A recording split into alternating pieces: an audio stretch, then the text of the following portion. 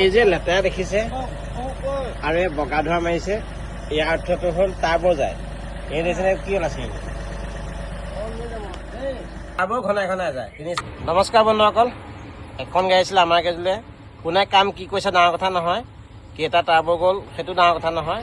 আমাৰ গুৰিলৈ যেতিয়া গাড়ীখন আহিছিলে তেতিয়া 3টা টাৰ্বো লগোৱাৰ পাছত মই 4 নম্বৰ টাৰ্বোটো লগাইছিলোঁ। টাৰ্বোটো লগোৱাৰ পাছত এয়াৰ কুলাৰ লগত আৰু এটা আমি বস্তু ৱাছ কৰিলোঁ। প্ৰথমতে চিনাকি কৰিছোঁ দাদাকেইজন, সেইকাৰণে নমস্কাৰ। মোৰ ঘৰৰ আছে ককাইদেউ 3টা টাৰ্বো লগাইছিলে। কিন্তু কেলে টাৰ্বোটো সঘনাই গৈ থাকে সেইটোৱে ডাঙৰ কথা। টাৰ্বোটো চেঞ্জ কৰাটো ডাঙৰ কথা নহয়, কেলে যায় হয় নাই, কেলে যায় সেইটোৱে ডাঙৰ কথা। আপোনালোকক এই ভিডিঅ'টোত দেখাম কেতিয়াবা সেইটো জাম হ'লেও টাৰ্বো সঘনাই গৈ থাকে। এতিয়া বৰ্তমান ঠিকে আছে নাই? এতিয়া বৰ্তমান ধুনীয়া আছে, ধোৱা নাই। ব'লক আমি ভিডিঅ'ৰ মাজলৈ সোমাই যাওঁ, ক'ত কিমান কি আছিলে সকলোবোৰ দেখাম এই ভিডিঅ'ত। টাৰ্বো ঘনাই যায়, 3-4টা টাৰ্বো সলালে। কেইটা টাৰ্বো সলালে?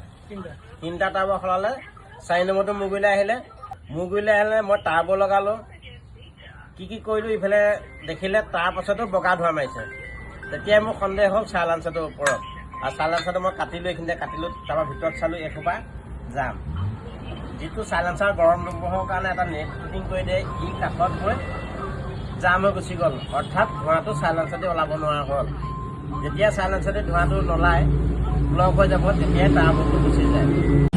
এতিয়া গাড়ী ষ্টাৰ্টত আছে, ধোঁৱা নাই।